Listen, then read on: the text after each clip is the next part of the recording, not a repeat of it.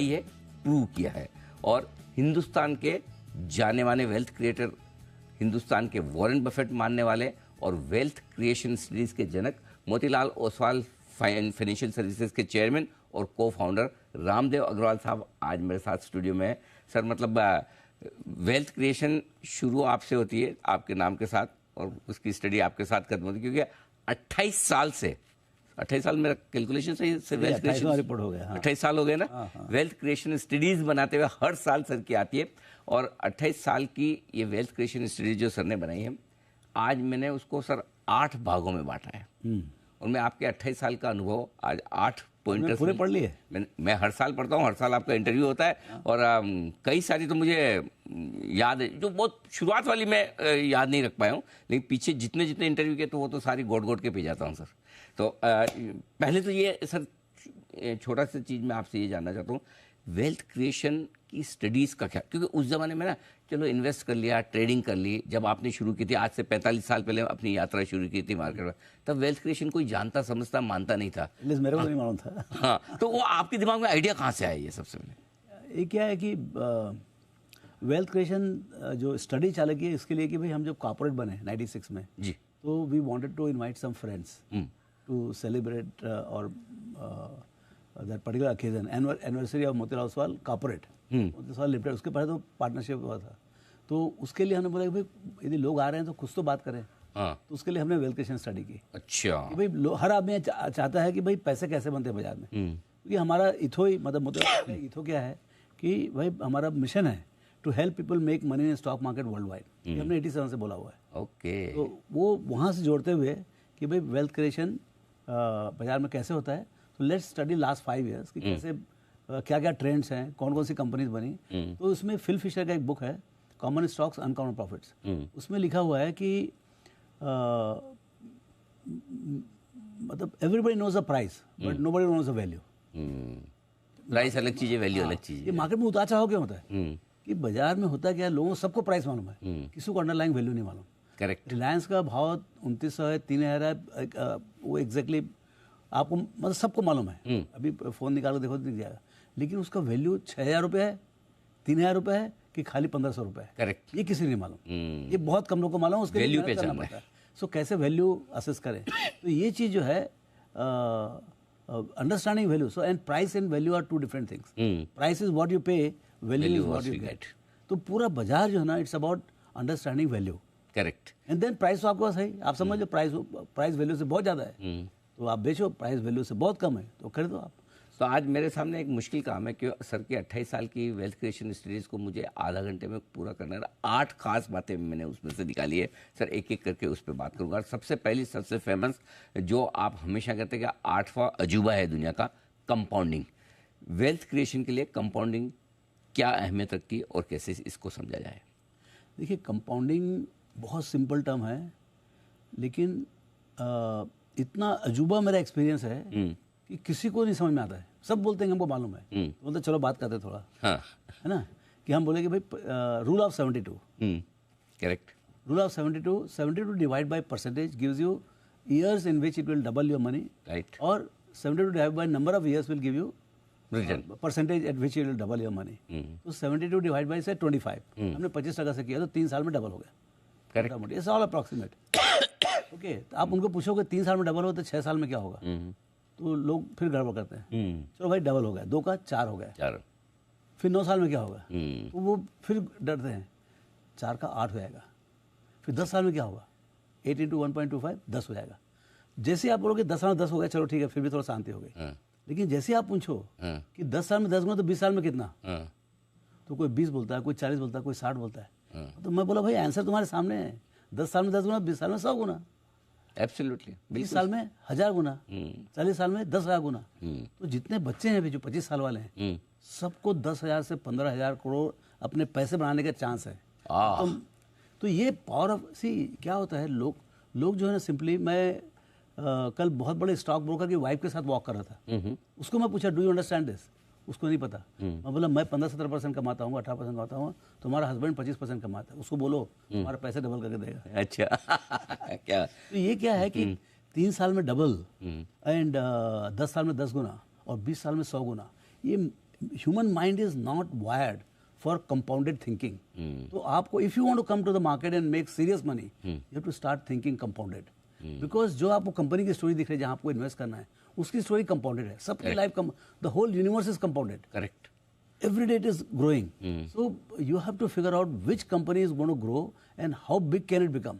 Correct. तो हम digital company की बात क्यों करते हैं? क्योंकि उनकी कंपाउंडेड यदि मान लो देखिए 25% से कंपाउंडेड 10 साल 10 गुना होता है. आपको मालूम 35% में कितना होगा? आपको अंदाज नहीं होगा. बहुत ज्यादा होगा. 20 गुना होगा. 20 गुना होगा. 45% की तो 40 गुना होता है. ओहो, इतना फर्क पड़ा. हाँ, 10 साल में 40 गुना. तो आप समझिए ये जो सब कंपनी 60 से 70 80% ग्रो कर रहे हैं, तो 10 साल तक जिंदा रहे बाई चांस, और तो क्या हो जाएगा? क्या हो जाएगा? करेक्ट. अच्छा, एक और चीज़ आपने कही कि आमतौर पर जनरली एक शब्द है ट्रेंड.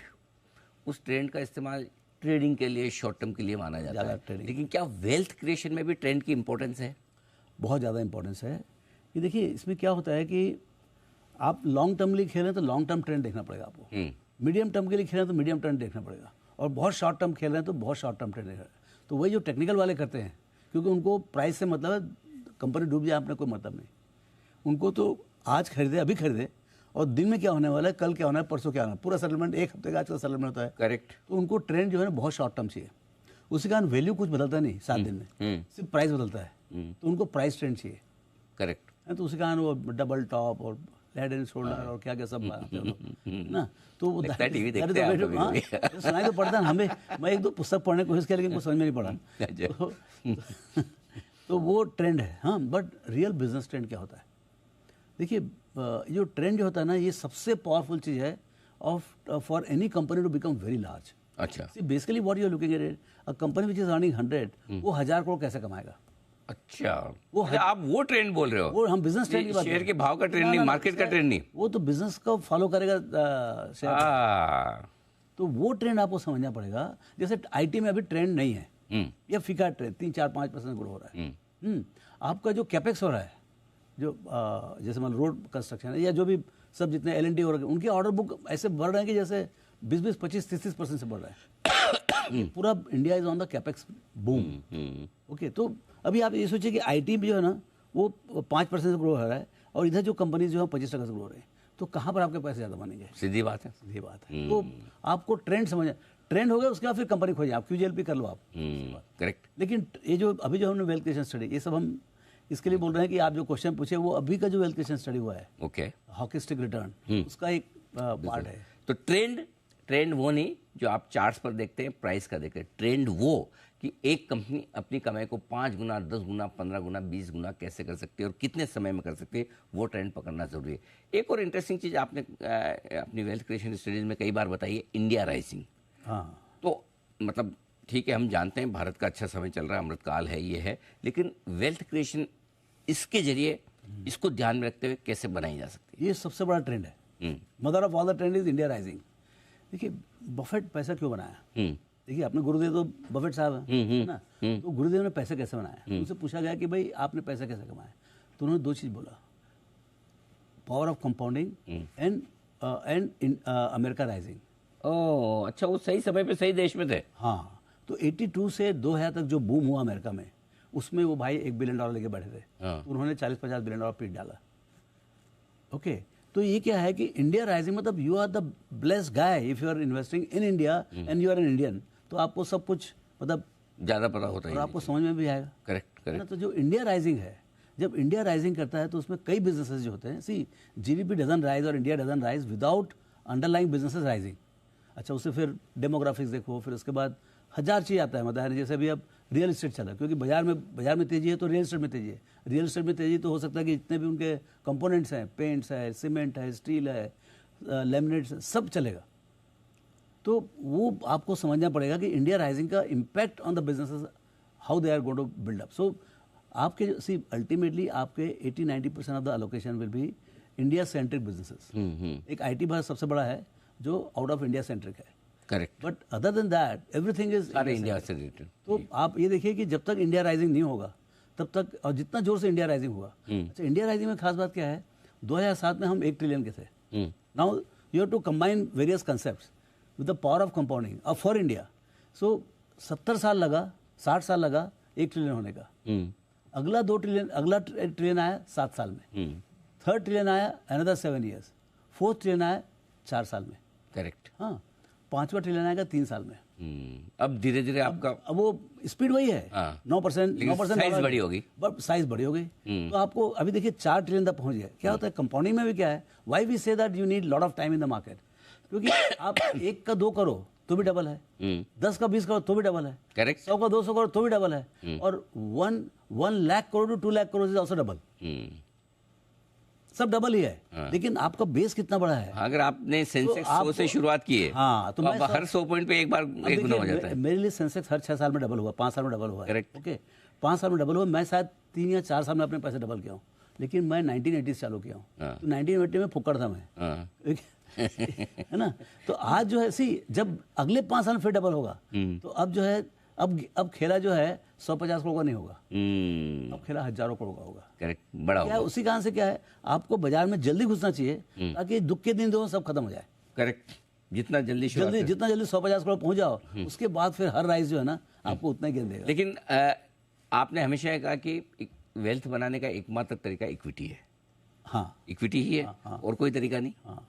और आप तो 100% इक्विटी में। मेरे को तो वही समझ में आता है, लेकिन there must be other ways. जैसे आप यदि मान लो रियल एस्टेट में आप खुद ही मतलब माहिर हैं, कहाँ जमीन खरीदने का, कैसे डेवलप करने का, तो वो अलग बात है। Return can be as good as equity, and so वो भी kind of getting into your own business, but return वहाँ भी अच्छा आ सकता है यदि आप माहिर हैं कि भाई आप लैंड में करते हैं, रियल एस्टेट में करते हैं। तो मेरी उसमें कोई पकड़ नहीं है और मेरे बहुत डर लगता है वहाँ पर। तो मैं बोला भाई मैं नहीं, तो आप तो सिंपल है, अगर रियल एस्टेट में इतने ही आप तेजी लग रही तो शेयर खरीदेंगे, है ना, रियल एस्टेट। हाँ, तो ये क्या पावर ऑफ जो इक्विटी है, power of it is power of underlying business.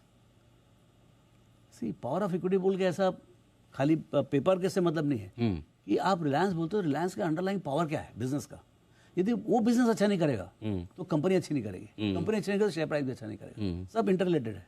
So when we से power of equity, so power of equity में सब काटने के बाद इक्विटी शेयर होल्डर को पैसा मिलता है। करेक्ट। और वो जो बिजनेस कर रहे हैं, कोई भी कंपनी जो बिजनेस कर रहा है, वो जो हम ट्रेंड की बात किए, तो कहाँ पर पावरफुल ट्रेंड है अगले 25 साल तक। क्योंकि इंडिया जो है, देखिए अगले 8 साल में India will go from 4 to 8, और उसके अगले 8 साल में 8 to 16, और उसके 8 में 16 से 32। तो अभी समझ लीजिए एक तो करें पहले। तो ये 4 से 8 की जर्नी है। इसमें कौन कौन से बिजनेस, कौन कौन सी कंपनी लंबा काम करने वाली है। तो पावर ऑफ इक्विटी मतलब जो कंपनियां हैं, उन कंपनियों के अंदर जो बिजनेस है, उसमें कितनी ताकत है, और जितनी ताकत से बिजनेस बढ़ेगा उतना इक्विटी शेयर होल्डर्स की वैल्यू बढ़ेगी। बहुत। लेकिन अल्टीमेटली कई बार कहते हैं कि भाई जब आप वेल्थ क्रिएशन के मामले में सबसे बड़ी इंपॉर्टेंट चीज़ ये हो जाती है कि एसेट एलोकेशन आपका कैसा है। मतलब आमतौर पर जो मैंने लोगों को देखा है, इक्विटी में होगा 2% और टेंशन 100% है ना। एफडी में होगा पूरा पैसा, लेकिन वहाँ वेल्थ बनती नहीं है। तो क्या कुछ ऐसा है कि किस तरह का एलोकेशन रखा जाए, और एलोकेशन की क्या इंपॉर्टेंस है? देखिए अभी एक तो क्या है, शेयर बाजार में एक शेयर बाजार में कहीं पर भी लाइफ में बफेट साहब ने बहुत जबरदस्त बात बोली। बेस्ट बात क्या बोली, यदि आपको समझ में आता है न करें आप। अच्छा, नहीं करें। हाँ, पहले तो जो नहीं समझ आए काट दो, चुप अपने फिक्स डिपॉजिट में बैठे रहो, कोई रिस्क लेने का नहीं। एसबीआई के फिक्स डिपॉजिट में 5% बैठे रहो, आप मतलब सेफ है। आपका capital is not under risk, your return is also more less fix, which is at the level of inflation. आप ना तो मरोगे ना मोटाओगे। ओके, ये सेट हो गया। करेक्ट। अब उसके बाद जो है ना, आप देखोगे भाई आपको इक्विटी क्यों बोलते हैं। देखिए इक्विटी का आप देखिए 1980 से निकालें तो भी 13-14% रिटर्न आता है। 40 साल का, 25 साल का, 30 साल का रिटर्न निकालो, 13-14% प्लस 1% इन्फ्लेशन, सॉरी डिविडेंड मिला के करीब 14% बनता है आपका। 14% मतलब 5-5.5 साल में आपका पैसा डबल होता है। आप 5% आपको जो फिक्स इनकम अब जो हो गया है, अब जो फिक्स इनकम का भाव हो गया है, उसमें पोस्ट टैक्स 5-5.5% ज़्यादा बनता नहीं। यदि 5% बनता है तो आपको 15 साल में डबल होगा। बात सही है। अच्छा, उतने से इन्फ्लेशन भी हो रहा है तो आपका पैसा वहीं रहेगा। करेक्ट। तो मोटा मोटी यदि आपको वेल्थ क्रिएट करना, वेल्थ क्रिएट मतलब क्या होता है, increasing purchasing power of your current savings. भाई मैं अपने सेविंग्स को तो खर्च कर सकता हूँ ना, बाकी तो कहीं से ले सकता हूँ, कोई दाम दक्षिणा देने वाला नहीं मेरे को। तो यदि मेरे पास 10 करोड़ है तो 10 करोड़, आज का 10 करोड़ में अगले 10 साल के बाद can I buy things worth 50 crore. Correct. तब तो मैंने पैसे बनाए, तब तो जाके मेरा वेल्थ क्रिएट हुआ, अदरवाइज तो क्या। सो वो शेयर बाजार से हो सकता है। अब सवाल ये है कि शेयर बाजार थोड़ा ऊपर नीचे होता है, प्राइस फ्लक्चुएट होता है, because nobody knows the value. So ये बहुत फ्लक्चुएटिंग है, तो उसी कारण से उसको बोलते हैं रिस्क एसेट्स, क्योंकि यहाँ पर चीज़ें जीरो भी आती है कभी कभी, कुछ कुछ कंपनी जीरो भी आती है। तो ऐसा नहीं कि आपका कोई भी शेयर खरीदे तो आपको 15 बनना जरूरी है, इंडेक्स खरीदे तो सही है, बट यदि कोई स्टॉक खरीदे तो हो सकता है जीरो भी हो जाए, तो वो रिस्क है। तो वो रिस्क, तो आप कितना रिस्क लेने की आप में कैपेबिलिटी है, तो allocation is dependent on how much risk bearing capability you have. So you start with 10%, 15%, 20%। हाँ, अगर 10% डाला, 15% डाला तो डूब के कितना डूब जाएगा उसमें, 2%, 1% गलती से डूब भी गया तो आपके ओवरऑल पोर्टफोलियो का तो 1-2% ही हुआ। So you with the help of wealth managers, first you have to be very diligent in understanding, should I have 50-50 equity and debt? Should I have 25-75? See, मेरे ख्याल से there are only 3 allocations. Very conservative 25 equity, 75 debt. थोड़ा aggressive 50-50.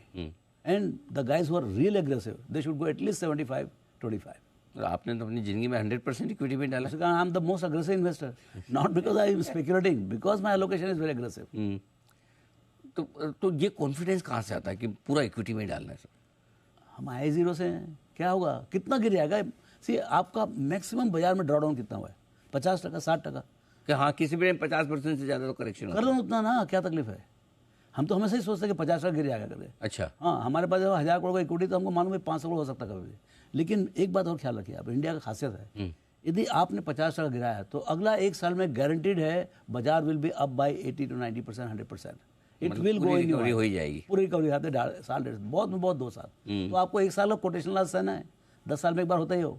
हमने 4 बार देख लिया। अच्छा sir, एक चीज़ बहुत इंटरेस्टिंग है, जो शॉर्ट टर्म और लॉन्ग टर्म में जो फर्क करती है, टाइम और टाइमिंग। जिंदगी हमारी निकल जाती है बाजार की टाइमिंग करने में, कब एंट्री करें, कब एग्जिट करें, कब एंट्री करेंगे। टाइमिंग और टाइम दोनों का फर्क समझाए, क्या इंपॉर्टेंट है वेल्थ क्रिएशन के लिए? देखिए, टाइमिंग इज इंपॉर्टेंट, ऐसा नहीं timing is not important. Particularly timing is not important for allocation, मेरे जो समझ है। यदि आप, जैसे मेरा 100% इक्विटी है तो मेरे को 100% इक्विटी में बैठ रहता हूँ मैं, सर्दी गर्मी ठंड बरसात, हमारा 100% अलोकेशन रहता है। तो मेरे ये टेंशन की जरूरत नहीं कि मेरा क्या होगा, भाई जो होगा हमारा हालत होगा। लेकिन उसमें ऑप्टिमाइजेशन कर सकते हैं आप। मतलब जैसे आप कोई, जैसे हमने कोई कंपनी खरीदी, बहुत अच्छी कंपनी खरीदी, जैसे पास में जैसे हीरो मोटोकॉर्प खरीदे 96 में 30 रुपये में खरीदे, बहुत होगा 2-2,500 3,000 रुपये। बट उसके बाद जो है ना, ट्रेंड, जब उस समय ट्रेंड था वो बहुत जोर का टू व्हीलर का था, टू व्हीलर मोटरसाइकिल का, between 96 to 2003 and they became number 1 and क्या क्या नहीं किया उन्होंने। सो बहुत वेल्थ क्रिएट किया, बहुत डिविडेंड दिया, सब कुछ किया, ओके। लेकिन उसके बाद जो है एक ट्रेंड, तो भी कोई जिंदगी भर तो वो ट्रेंड 25% 30% चल नहीं सकती ना, तो वो ट्रेंड जो है ना ब्रेक हो जाती है। Then you have a chance to shift from one trended company to next trended company. अच्छा, इसी तरह का ट्रेंड अगला 25% की ग्रोथ वाला कौन बना सकता है? हाँ, अब उस समय आपकी रिसर्च की बात है, आपकी समझ की बात है, कोई ना कोई नया ट्रेंडेड। ये खास बात क्या है, इस पूरे यूनिवर्स में 5-10 सेक्टर जो है ना जहाँ पर ट्रेंड होता ही होता है। यदि मान लो 50 सेक्टर हैं तो सब सेक्टर कभी ट्रेंडेड नहीं रहेंगे। तो I am talking about long term trend, true है ना। अदरवाइज तो सबके सब आसमान में पहुंच जाएंगे। करेक्ट। तो कभी बैंक डाउन रहता है, कभी जैसे बैंक अभी थोड़ा सा डाउन है, लेकिन कोविड में तो बहुत खराब था। वहाँ से जो ट्रेंड चला, जो 200, 250, 300 रुपये वाला ICICI बैंक 1000 रुपये का भाव गया, तो ऐसा मतलब 4 साल में 4 गुना होगा इस टाइप का। तो ये जो ट्रेंड होता है वो मतलब with in equity allocation, how do you harness the power of trend with in the equity portfolio, वो बहुत इंपॉर्टेंट है। एक और चीज़ जो आजकल के माहौल में बहुत फिट है, और 2020 का जो कोविड में हमने मार्केट का हाल देखा, और उसके बाद से यंग इन्वेस्टर्स बहुत आए हैं, महिलाएं आई है, यूथ आया है, और स्पेशली जो कामकाजी प्रोफेशनल्स है वो SIP बहुत कर रहे हैं, दबाकर SIP 19-20 हज़ार करोड़ की SIP आ रही है। SIP कितनी इम्पोर्टेंट है वेल्थ क्रिएशन के लिहाज से, और क्या हर महीने थोड़ी थोड़ी SIP करके भी एक छोटा इन्वेस्टर बड़ी वेल्थ बना सकता है? बहुत बड़ा वेल्थ बना सकता है, बहुत बड़ा वेल्थ बना सकता है। And they are the most smart, they will turn out to the smartest investor. अच्छा। और ये इंडिया का बहुत बड़ा इनोवेशन है, because of thanks to digital infrastructure. देखिए, ये कंसेप्ट तो बहुत पहले से अमेरिका वगैरह में डॉलर कॉस्ट एवरेजिंग, और ये पर्टिकुलर उनके 401k वगैरह जो है वो होता है, मतलब सैलरी से आपको हर महीने कटते रहता है। But it was never, I mean एक कंसेप्ट था, लेकिन इतना जोर से जो है मेरे ख्याल से कोई कंट्री में इसको अडॉप्ट नहीं किया गया। कोई बोला था कोरिया में शायद है, लेकिन जिस स्केल में यहाँ हो रहा है, ये तो अलग ही बात है, बिकॉज इनको तो पैसे बनने ही बनने हैं। देखिए आपको सिर्फ डर किस बात का है, एक तो डाइवर्सिफाइड है, so they are doing SIP in one product और अदर और index, so they are diversified portfolio, so पूरा डूबने का चांस ही नहीं है, 10-20% ऊपर नीचे होगा। दूसरा, आप जब भी बाजार खराब होता है तब भी आपके पैसे अंदर जा रहे हैं, करेक्ट है ना, तो आपका एवरेज में खराब अच्छे सब में आप इन्वेस्ट कर रहे हो, ऐसा नहीं आपने आज ही इन्वेस्ट कर दिया मालूम पड़ा कि ऑल टाइम हाई है और वहाँ से 20% गिर गया, ऐसा है नहीं आपका। So I think they have mitigated the risk of market fluctuations. They've got the averages and they will get better than market averages. तो मेरे ख्याल से ये अच्छा कंट्री बहुत यंग है और इसमें क्या जितने लोग आ रहे हैं, जैसे 4 मिलियन से 5 मिलियन लोग आ रहे हैं, obviously they are not skilled to invest in the market, but unskilled guy, this is the best method to get into the market and make really tons of money. बिल्कुल ठीक बात है। अगर आपको ज़्यादा बाजार की समझ ना भी हो, कोई चिंता की बात नहीं, एसआईपी के जरिए भी आप बाजार में बड़ी वेल्थ बना सकते हैं।